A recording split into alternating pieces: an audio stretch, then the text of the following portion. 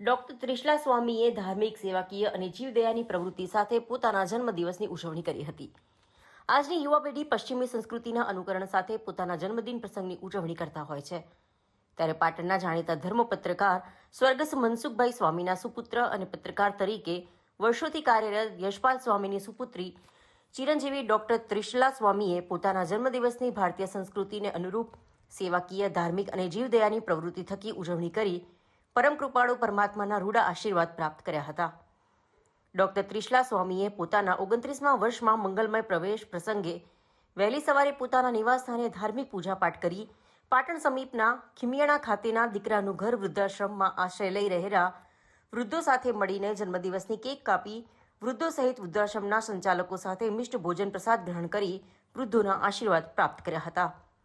ત્યારબાદ સાંજે પાટણના ઐતિહાસિક અને ધાર્મિક તીર્થસ્થાન એવા નિરંજન નિરાકાર શ્રી પદ્મનાભ ભગવાનની વાડી પરિસરમાં નવનિર્મિત કુળદેવી શ્રી સમોરા માતાજીના મંદિર પરિસર ખાતે પરિવારના સૌ વડીલોની વિશેષ ઉપસ્થિતિમાં નાથગોર જયેશભાઈ પંડ્યા સહિતના ભૂદેવોના મંત્રોચ્ચાર વચ્ચે માતાજીની પૂજા અને મહાઆરતી સાથે પ્રસાદનું વિતરણ કરી વાડી પરિસરમાં આશ્રય લઈ રહેલા અબોલ શ્રવાનોને દૂધ રોટલી જમાડી જરૂરિયાતમંદ પરિવારના દરિદ્ર નારાયણને જરૂરી દાન દક્ષિણા અર્પણ કરી હતી.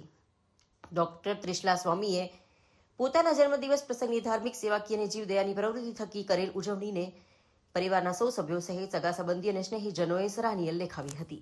એક તમન્ના હતી કે વડીલોની સાથે જન્મદિવસની ઉજવણી કરવી, એટલે એનો સ્પેશિયલ અમદાવાદ રહે છે. અમદાવાદથી સ્પેશિયલ તમારી સાથે મુલાકાત કરવા અને તમને મળવા અને તમારી સાથે જન્મદિવસની ઉજવણી કરવા માટે આજ પધારી છે. હું એના પપ્પા છું.